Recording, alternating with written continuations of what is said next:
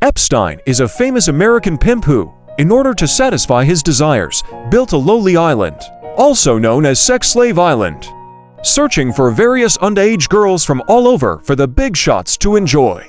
After his arrest in 2019, he mysteriously died in prison at the age of 66, committing suicide.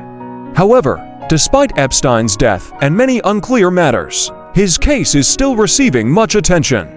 On January 3rd, the U.S. court released over 900 pages of sealed documents, involving a total of 184 people, with at least 170 names to be made public, including Epstein's accomplices and victims, some mentioned during testimony. The vast majority are celebrities from various fields in the United States and Britain, such as former U.S. Presidents Clinton and Obama, British Prince Andrew, former Israeli Prime Minister Barak, Microsoft founder Bill Gates, magician David Copperfield. Among them, there was actually the late scientist Hawking with muscle atrophy. And some victims claimed that he participated in group sex among minors on the island. Billionaires, the privileged class, presidential dignitaries, sex trafficking, rights protection.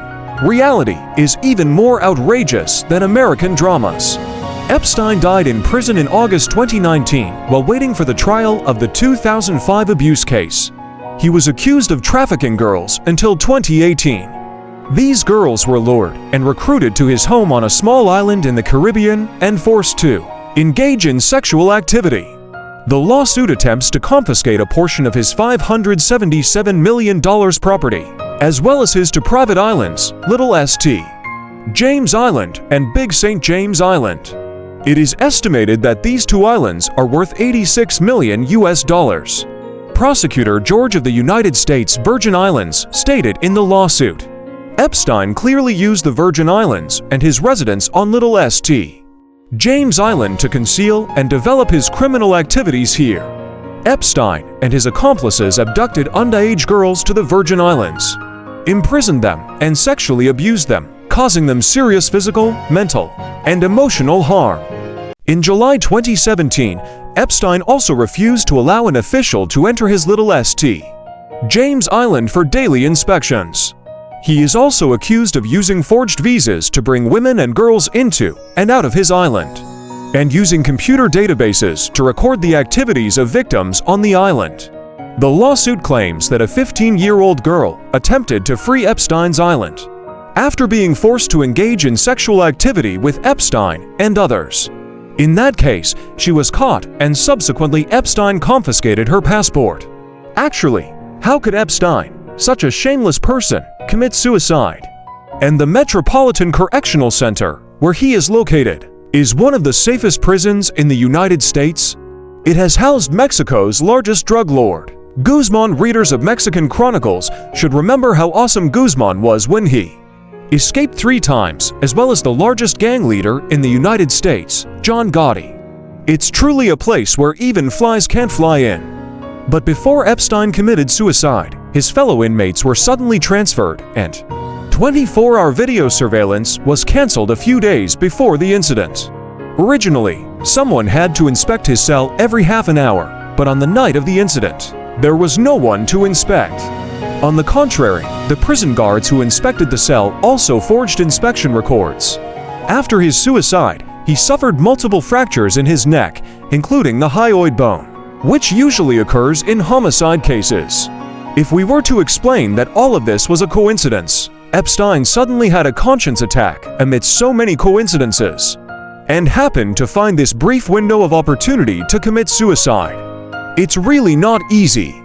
Audiences all over the world feel that their intelligence has been insulted. After Epstein committed suicide, Trump constantly hinted that it was Clinton who did it, splashing dirty water on Clinton and repeatedly reminding him that Clinton has taken 27 flights to Lolita, but he has never been there before.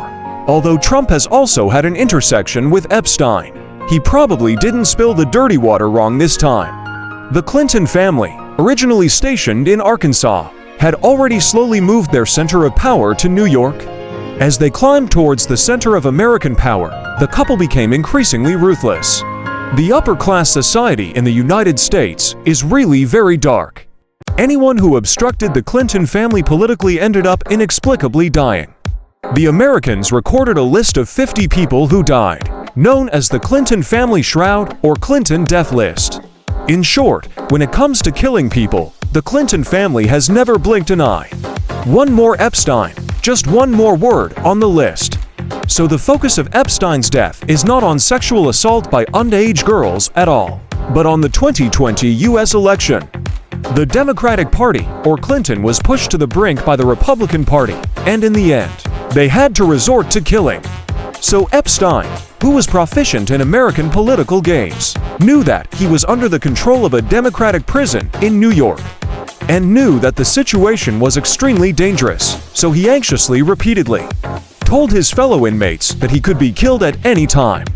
And this matter, like the assassination of President Kennedy, will inevitably become a dark curtain in American history that will never be exposed to the public. The political struggle on the dark side of the American leadership is tacit, and the less people know about it, the more the image of the Republican and Democratic parties can continue to shine.